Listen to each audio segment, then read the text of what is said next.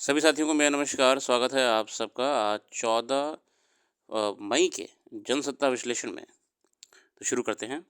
प्रथम पृष्ठ पे कई खबरों के पीछे खबर आती है विस्थापन को लेके, माइग्रेशन को लेके, जो कि अपने आप में एक अंतर्राष्ट्रीय मुद्दा है। फिलहाल भारत में देश में पिछले साल 54 लाख लोगों को झेलना पड़ा विस्थापन का दर्द। विस्थापन कई कारणों से, आंतरिक अस्थिरता के कारण से, राजनीतिक अस्थिरता के कारण से या पर्यावरणीय आपदाओं के कारण से, अ, तूफान, बाढ़ आदि इत्यादि का कारण से लगभग 54 लाख लोगों को झेलना पड़ा विस्थापन का दर्द।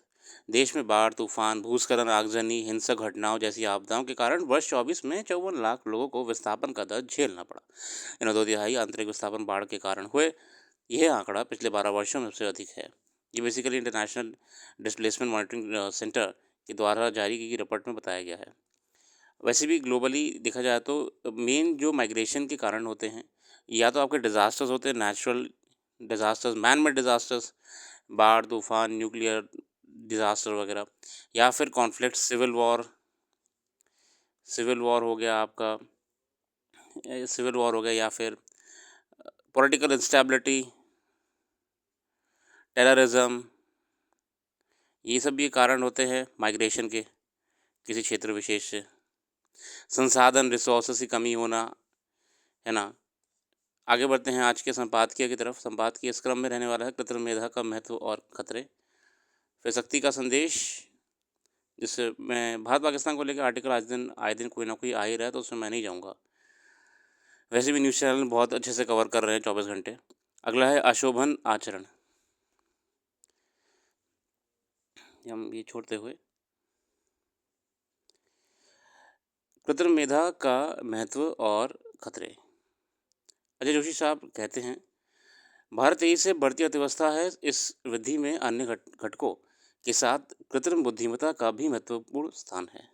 यह एक ऐसी तकनीक है जिसमें कंप्यूटर और मशीनों को इंसानियों की तरह सोचने, समझने और निर्णय लेने की क्षमता होती है। इसका मतलब यह है कि मशीनें खुद से सीख और समस्याओं को समाधान कर सकती हैं। चेहरे पहचानना, वस्तुओं को वर्गीकृत करना और सवालों के जवाब देना आदि ऐसे बहुत से कार्य एआई से संभव हो सकते हैं।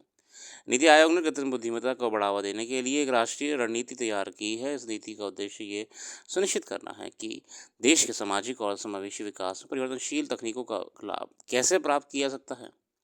इस तकनीक द्वारा बाजार तक पहुंच, सामर्थ्य, कुशल विशेषज्ञता को भी कमी और असंगतता की चुनौतियों का समाधान करने के लिए मानव संसाधन की क्षमताओं को बढ़ाना और उन्हें सशक्त बनाना संभव हो सकता है। बिल्कुल, हम लेटेस्ट टेक्नोलॉजीज़ का इस्तेमाल करके बहुत सी चीज़ों को हमारी जो डे टू डे लाइफ में भी आसान कर सकते हैं। कृत्रिम मेधा, एलेक्सा, गूगल असिस्टेंट जैसे आभासी सहायकों को शक्ति देने के लिए इस्तेमाल की जा रही है, जो व्यक्ति के निर्देशों का पालन कर सकते हैं। हम जानते हैं कि इन गूगल असिस्टेंट्स के माध्यम से, एलेक्सा के माध्यम से अलार्म्स शेड्यूल कर सकते हैं, अपॉइंटमेंट्स बुक कर सकते हैं, कैलेंडर में कोई चीज़ अपडेट कर सकते हैं, बहुत चीज़ें कर सकते हैं। एक रिपोर्ट के अनुसार अनुमान है कि वर्ष 2035 तक एआई भारत की वार्षिक विकास दर का 3% तक बढ़ा सकता है।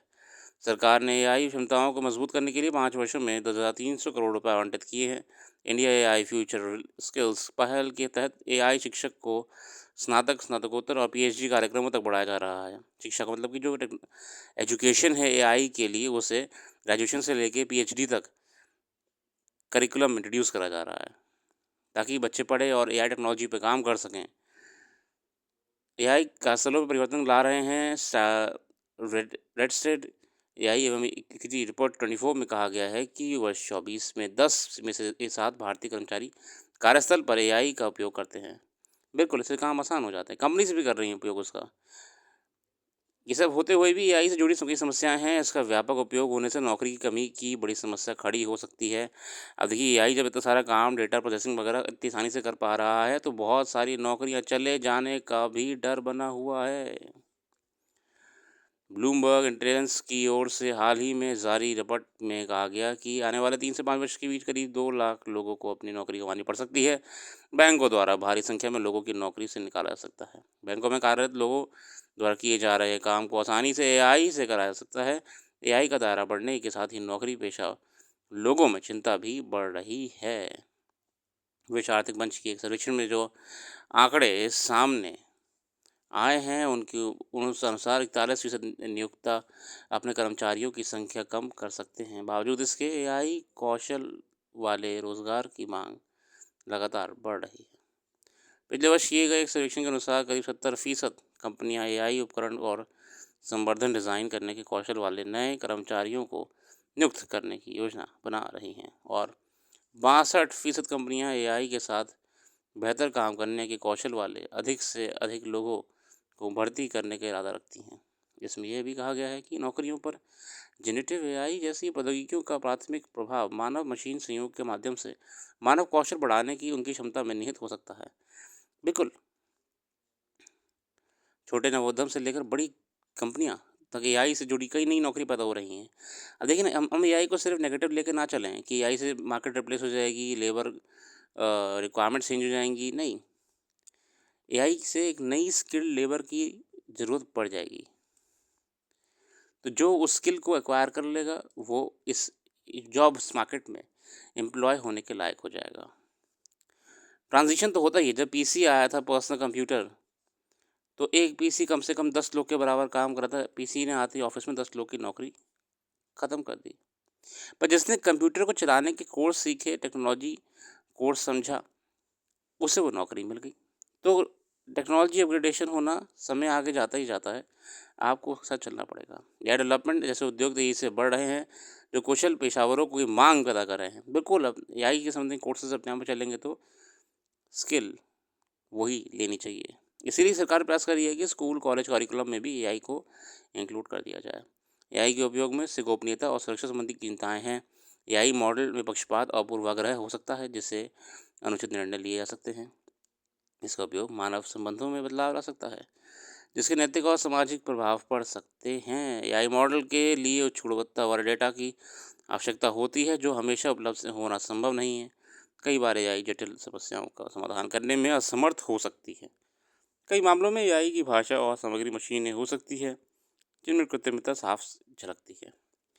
अब देखिए, इस टेक्नोलॉजी को जैसे जैसे आगे बढ़ेगी वैसे वैसे हम लोग समझ पाएंगे। चैलेंजेस आते हैं, हर चीज़ में चैलेंजेस आते हैं।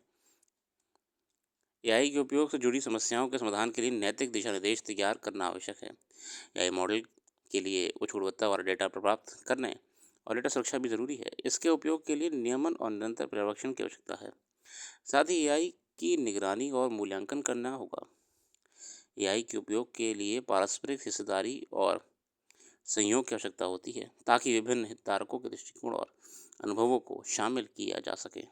बीते कुछ समय में एआई का उपयोग करके डीप फेक फ्रॉड करने के काफ़ी मामले सामने आ रहे हैं।